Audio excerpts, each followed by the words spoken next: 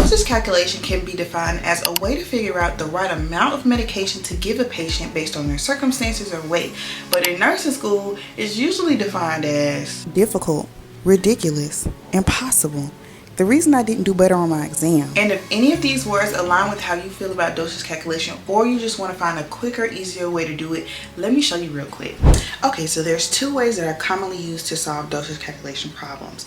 The first is dimensional analysis, which looks a little bit like this.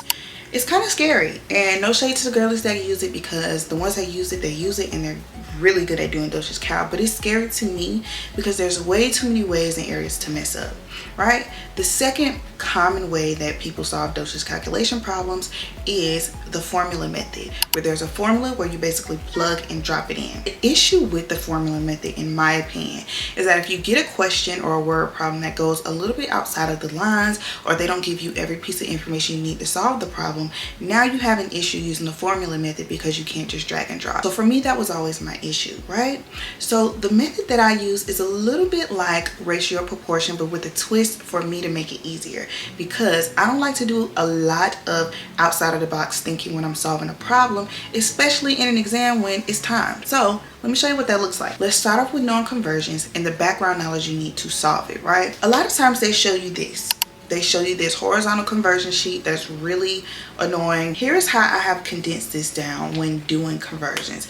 This is kind of how you need to know how to convert your metrics. Let's start with metrics that are the same, like gram, milligram, microgram. You have a gram, that's the biggest, milligram, microgram. You know to go from gram to milligram is going to be multiply or divide by 1,000 depending. To go from milligram to microgram is going to be the same, multiply or divide by 1,000. For liter and milliliter, it's the same. To go from liter and milliliter or back, you're going to either multiply or divide by 1,000. My issue was that I didn't know which one I was supposed to do based on the problem. So let me show you how I fix that. Before I solve any dosage calculation problem, this is what I write down, especially in regards to same metric conversions. When going from high to low, you're going to multiply. Let's do it again. High to low, multiply. When going from low to high, divide. So keep in mind all those metrics I just showed you. If you're going from gram to milligram, what would you do?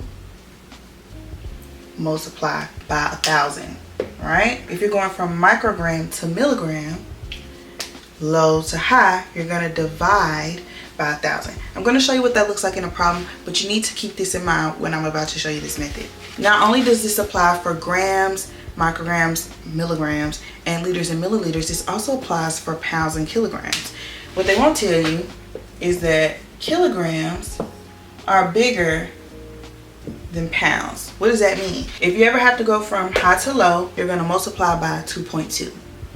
If you're going from low to high, you're going to divide by 2.2, right? So keep this in mind because it applies despite the fact that it's not multiplying and dividing by 1,000, okay? What about all those other metrics that are not milligrams, micrograms, pounds, and kilograms? Well, I have an easy way to remember this trick as well, and this is what I write on my paper before I do any dosage calculation problem. If you ever have to convert between ounces, tablespoons, teaspoons, and milliliters, you don't have to try to remember them individually anymore. If you check out any of my videos, and you can click here, I'll tell you that individualizing information is a bigger strain on the brain than trying to compound information that will help you memorize it all. So this is how I've compounded this information for a dosage calculation. Everything on this side is going to be 3s. Everything on this side is going to be 5s. Now you're going to see what I mean in a second. 1 ounce is 30 mLs. 1 tablespoon is 3 teaspoons. 1 tablespoon is 15 mLs. 1 teaspoon is 5 mLs. Doing this like this helps me see everything at once. I don't have to remember 1 ounce is this, 1 ounce is that. Everything is here for me to remember. So if I ever have to convert from tablespoon to teaspoon, tablespoon to milliliter, any of it, I can see it Even if I have to convert from tablespoon to ounces, I can do it because I have all the other information I need, right? This is what I write on my paper before I do any dosage calculation problem, and it keeps me together every time, not only because I have this, but I also have the high to low method to know whatever way I'm doing it, whether it's a conversion like this or a conversion between same metrics, I've got it. All right, so now let's use this in a real world problem, right? Let me put a problem on the board and we're gonna do this as I would on a test. Okay, so I wrote this question on the board just so that I can have it, but so that you can have it, I'm gonna put it on the screen just in case my handwriting is not given, the angle not given, you're gonna see it, okay? So here's this question on the screen. A physician orders 0.5 milligrams of a medication to be administered intravenously. The medication is available in a vial labeled 200 micrograms per milliliter. How many milliliters should the nurse administer? So keeping in mind everything that we talked about and the fact that this is a ratio proportion method, know that this is something that will be either condensed down to be leveled up or leveled up to be condensed down. Now, what do I mean by that? That may sound crazy right now, but just follow with me, okay? If we treat everything like a fraction, we're not doing anything but taking it down and taking it back up. So let me show you what that looks like. I like to break word problems down because usually they give you a whole lot that's not necessary. So I'll first write what's ordered and what's available. Going through the problem, a physician orders 0.5 milligrams. Okay, so 0.5 milligrams.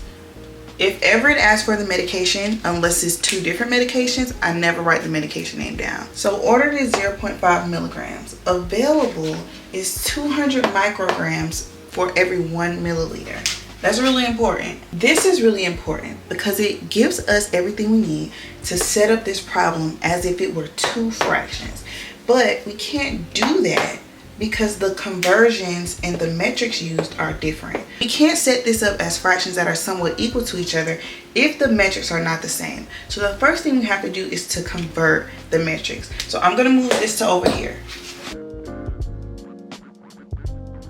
So let's go ahead and work it. First thing first, keeping this in mind, we're trying to get 0.5 milligrams to equal blank amount of micrograms. Now we just talked about this, right? So let's go to this. High to low and low to high. We're trying to get milligrams to micrograms. Thinking back about what we said earlier, milligrams are bigger than micrograms. So we're going from higher to a lower metric. So if we're going from high to low, we're going to multiply. We're going to multiply this by 1,000. I'll let you do the math.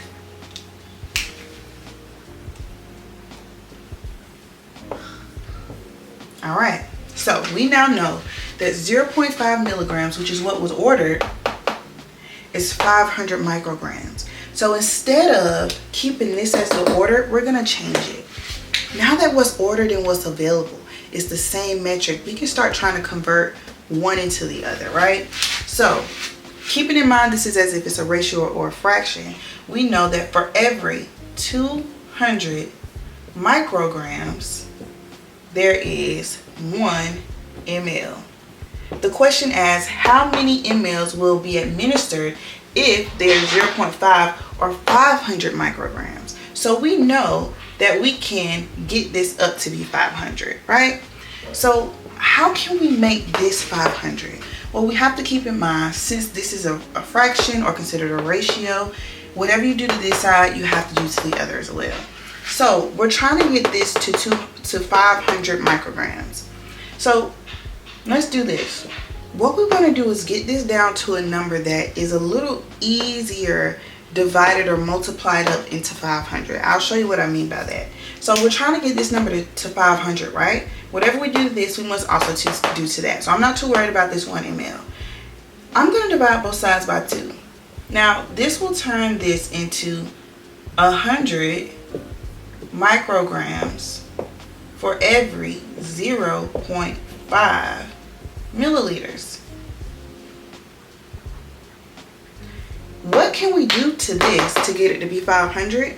Multiply by 5. So now we're going to multiply both sides by 5, right?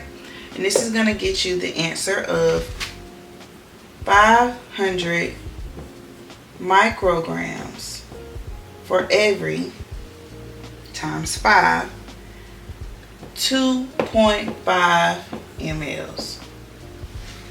That sounds about right, huh? Sounds about right. But how do we know for sure it's right? Well, we know we have 500 over, since it's technically a fraction, 2.5. And then we have 200 over 1. If we treat those both like fractions and actually divide them down into whole numbers, we should get the same number. So let's do it. Answer is 500 micrograms over 2.5 mLs. Right? But we just need the number. And then 200 for every 1 ml is correct, right? So we know they must equal if this is the right answer. So divide 200 by 1, you get 200. Okay? If you divide 500 by 2.5, what do you get? 200. So that tells you that this is the right answer. Now I know that seems like it was a whole lot, but it was only because I was explaining. Let me show you another problem, and I'm just going to do it and you see if you can follow me. A patient is prescribed 0.25 milligrams of a medication to be administered orally.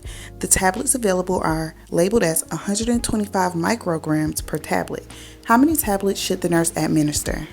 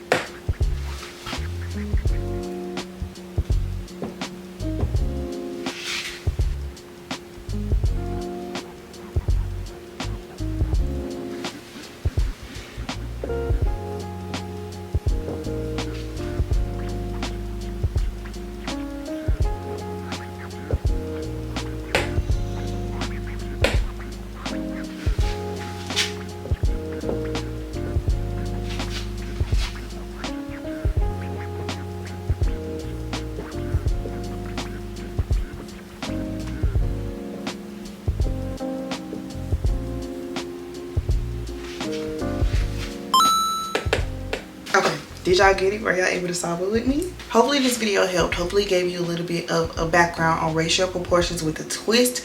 Hopefully this gave you some insight on how to better your own dosage calculation. Even if you don't do it the method that I do it, I just hope that I gave you a little razzle dazzle to think about next time you're doing it, okay? If you need any further help on anything, you can click any of these videos, and I'll see you in the next one. Bye!